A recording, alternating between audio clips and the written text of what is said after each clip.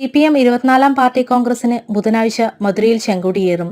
1972 9 party Congress നടന്ന മധുര നീണ്ട 53 വർഷത്തിനു ശേഷമാണ് രാജ്യത്തെ പ്രധാന തൊഴിലാളി വർഗ പാർട്ടിയുടെ അഖിലേന്ത്യാ സമ്മേളനത്തിന് വീണ്ടും വേദിയാകുന്നത്. വിവിധ രക്തസാക്ഷി കുടീരങ്ങളിൽ നിന്നുള്ള ദീപശിഖകൾ സമ്മേളന നഗരിയിൽ സംഗമിച്ചു. കീഴ്വൺമണി രക്തസാക്ഷികളുടെ സ്മൃതി മണ്ഡപത്തിൽ നിന്ന് പോളിറ്റ് ബ്യൂറോ അംഗം ജി രാമകൃഷ്ണൻ കൈമാറിയ പതാക ജാതിയായി കേന്ദ്ര കമ്മിറ്റി അംഗം യു വാസുകിയുടെ നേതൃത്വത്തിൽ സമ്മേളന നഗരിയിലെത്തും. രാവിലെ party control commission chairman AK Padmanabhan പതാക ഏറ്റുവാങ്ങും. മുതിർന്ന നേതാവ് ബിമൻ ബസു പതാക ഉയർത്തുന്നതോടെ സമ്മേളന നടപടികൾ ആരംഭിക്കും.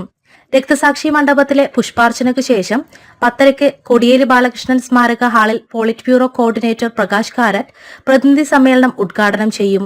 മണിക് സർക്കാർ അധ്യക്ഷത വഹിക്കുന്ന ഉദ്ഘാടന സെഷനിൽ CPI ജനറൽ സെക്രട്ടറി D രാജ അടക്കമുള്ളവർ സംസാരിക്കും. ഉച്ചതിരിഞ്ഞാണ് പ്രതിനിധി സമ്മേളനം ആരംഭിക്കുക.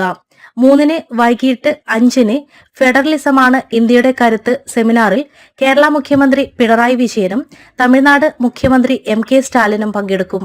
2022 കണ്ണൂർ പാർട്ടി കോൺഗ്രസിന് നേതൃത്വം നൽകിയ ജനറൽ സെക്രട്ടറി സീതാറാം യെച്ചൂരിയും കേരള സംസ്ഥാന സെക്രട്ടറിയായിരുന്ന കോടിയേരി ബാലകൃഷ്ണനും ഈ സമ്മേളന വേളയിൽ ജ്വലിക്കുന്ന ഓർമ്മയാണ്. ഇരുവരുടെയും നാമധേയത്തിലാണ് സമ്മേളന പ്രതിനിധി സമ്മേളന നഗരികൾ.